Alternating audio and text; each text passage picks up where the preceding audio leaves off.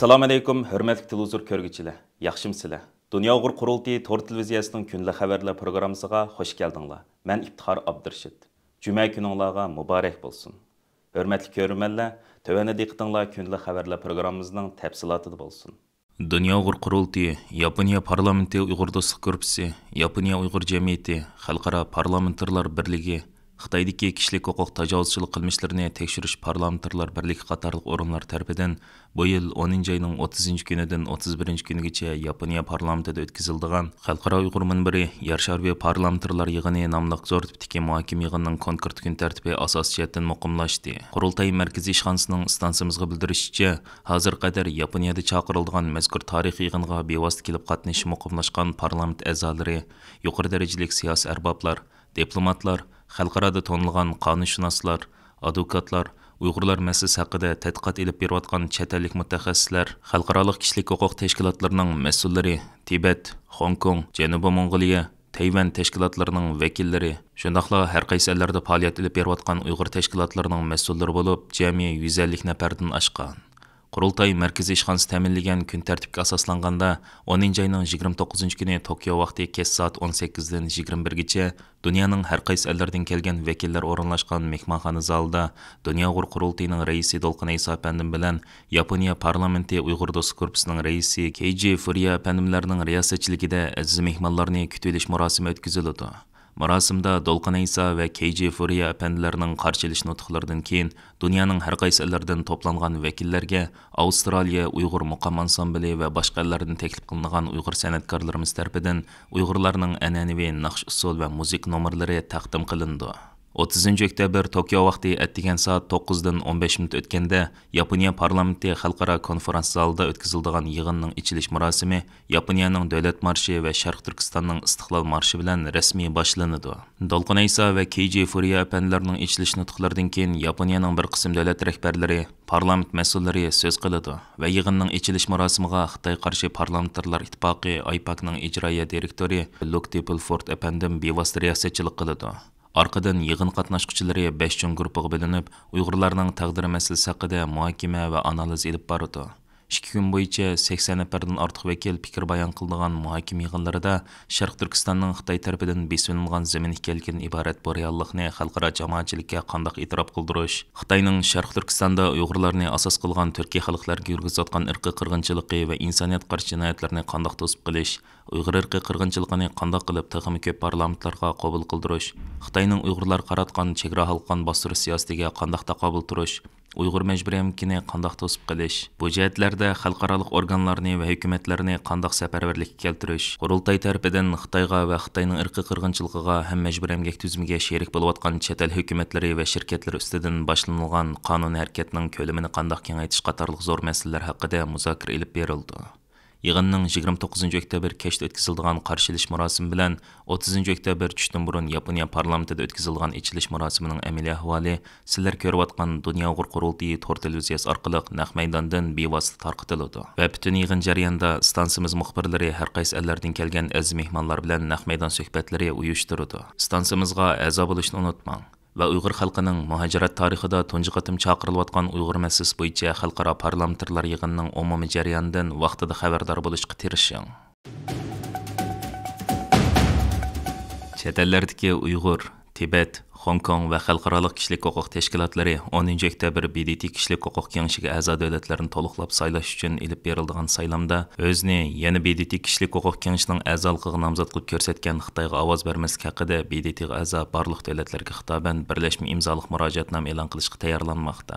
Uyg'ur kishilik huquq qurilishi tarafidan tayyorlab chiqilgan mazkur murojaatnomaga hozir qadar Dunyo Uyg'ur Qurultayi, Uyg'ur akademiyasi, Kanada Sharq Turkiston jamiyati, Amerika Uyg'ur birlashmasi, Uyg'ur harakati tashkiloti, Avstraliya Uyg'ur jamiyati, Yaponiya Uyg'ur jamiyati, Dunyo Uyg'ur Qurultayi vaqfisi, Sharq Turkiston tadqiqot vaqfisi, Sharq Turkiston vaqfisi, Angliya Uyg'ur jamiyati, Yevropa Sharq Turkiston birligi qatorliq 40 dan ortiq Uyg'ur tashkiloti va 30 ga yaqin Tibet, Hong Kong, Tayvan va xalqaro kishilik huquq tashkilotlari imzo qo'ydi. Murojaatnoma oldimizga dushanba kunigacha e'lon qilindi.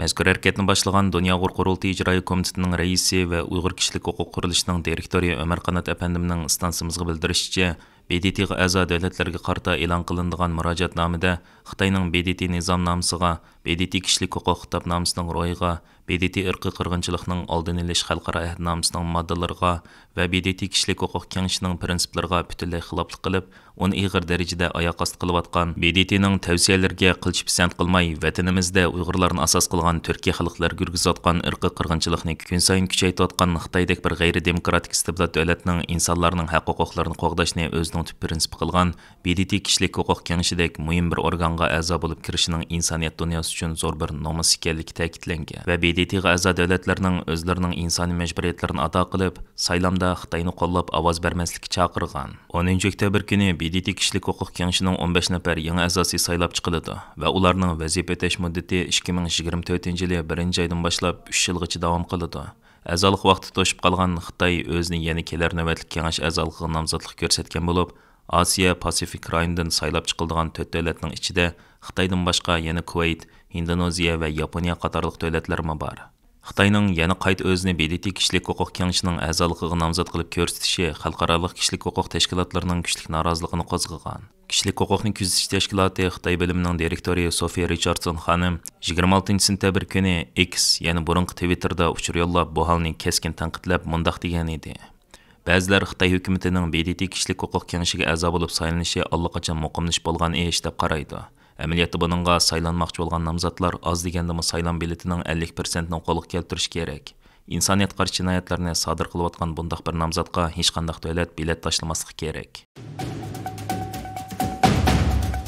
Türkiye'nin sobiq bosh ministri marhum Necmiddin Erbakanning o'g'li Fatih Erbakan tarafidan qurilgan va Türkiye parlamentida 5 nafar parlament a'zosiga ega yangidan Refah partiyasidan bo'lgan parlament a'zosi Doğanbek Apandi 2 oktyabr kuni Türkiye parlamentida muxbirlarga bayonot berishini chaqirib, Sharq Turkistonning Xitoy tarafidan besinilgan zamin ekanligini ta'kidlagan. U so'zda yana Türkiye prezidenti Recep Tayyip Erdo'g'anning BDT'da qilgan so'zida Xitoyning zamin butunligini ta'kidlaganligini tanqid qilgan. Dunyoning har qaysi joylarida yashayotgan Uyg'urlar kommunist Xitoyning Sharq Turkistondagi 74 yillik ishg'oliyatiga qarshi norozilik namoyishlari o'tkazayotgan kunda yangidan Refah partiyasining parlament a'zosi Doğanbek Apandi muxbirlarni kutib olishini chaqirgan. U muxbirlarga bergan bayonotida mundaq degan: "Hurmatli muxbirlar, bugun yangidan Refah partiyasining parlament a'zosi bo'lish suhbatim bilan partiyamizning Sharq Turkiston masalasi to'g'risidagi ko'z qarashini o'ttirib qo'ymoqchiman. Bu bizning insoniyat qarshi jinoyat o'tkazayotgan Xitoyning Sharq Turkiston xalqiga qaratgan bostirish siyosatiga bo'lgan ko'z qarashimizdir. Hammaga ma'lum bo'lgandek, kommunist Xitoy 1949-yili Sharq Turkistonni besib olgandan keyin elib berishga boshlagan besim siyosati paydan-pay kuchayib, 2016-yilga kelganda sistemli holda osmonli qilib yo'qotish siyosatiga aylandi. 2017-yili Xitoy hukumati terrorlikqa qarshi kurash qilish qonunini ma'qullab, Sharq Turkistondagi Uyg'ur va qozoqlarni asos qilgan yerli xalqlarni terrorchi deb tutqun qilishga boshladi. Buning natijasida Xitoy yig'ilish lagerlarini qurib, mazkur lagerlarni irqiy qirg'inchilik ilib boradigan markazga aylantirdi. Parlament a'zosi Doğanbek Apandi yana muxbirlarni kutib olish yig'inida Turkiya prezidenti Recep Tayyip Erdo'g'anning Nyu-Yorkda o'tkazilgan Birlashgan Davlatlar Tashkilotining 78-navbatlik umum yig'inida Uyg'urlar to'g'risidagi qilgan so'zini tanqid qilib, mundaq dedi: Hürmetli prezidentimiz Recep Tayyip Erdoğan'ның ötken Birleşken Devletler Teşkilatı'nın 78. növbetlik umum yığında sözlegen nutqida Xitayning zamin bütünligiga va egilik huquqiga hurmat qildiganligimizni har fursatda ta'kidlab kelyapmiz deyishi Xitayning o'z xaritashiga olgan hamma joylarning o'z zamin ekanligini jar silib kelayotganligidek zamin kengaymichilik qarshini qabul qilganlik bo'ladi. Yana kelib bu bayonot to'limi afsus kommunist Xitoy 1949-yili besib olgan Sharq Turkiston zaminini Xitoyning zamini deb e'tirof qilganlikdan darak beradi. Bundaq nutqlarda söz iboralarga diqqat qilmasak, xato tushunishlarni keltirib chiqardi albatta. Parlament a'zosi Doğanbek Apandi o'z partiyasining Sharq Turkistonliklarning ovozi bo'lishini davom qildiganligini ta'kidlab mundaq dedi: Hurmatli prezidentimiz Recep Tayyip Erdo'g'anning bayonotining oxiridagi tarixiy va insoniy jihatdan kuchli munosabatimiz bo'lgan Uyg'ur turklarining haq-huquq va erkinliklarini qo'g'dash to'g'risidagi sezgirligimizni o'ttirib qo'yishni davomlashtiramiz degan so'zlarmi uning yuqorida ta'kidlab o'tgan Xitoyning zamin butunligi to'g'risidagi so'ziga ziddir. Erdo'g'an ta'kidlagan Uyg'ur turklarining erkinligini qo'g'dash degan so'z amaliyotda Sharq Turkistonning mustaqilligini ta'kidlaganlikdir. Ma'lum bo'lgandek, burun mustaqil davlatga ega bo'lgan Sharq Turkiston xalqi bugun Xitoyning besim ostida turmoqda. Uyg'urlar yo'q bo'lish xavfiga duchor bo'lmoqda. Biz Uyg'urlarning irqiy kamsitishga uchirmasligi, zulmdan qutulishini umid qilamiz. Biz buning uchun har doim har joyda Sharq Turkistonliklarning ovozi bo'lishni davom qilamiz.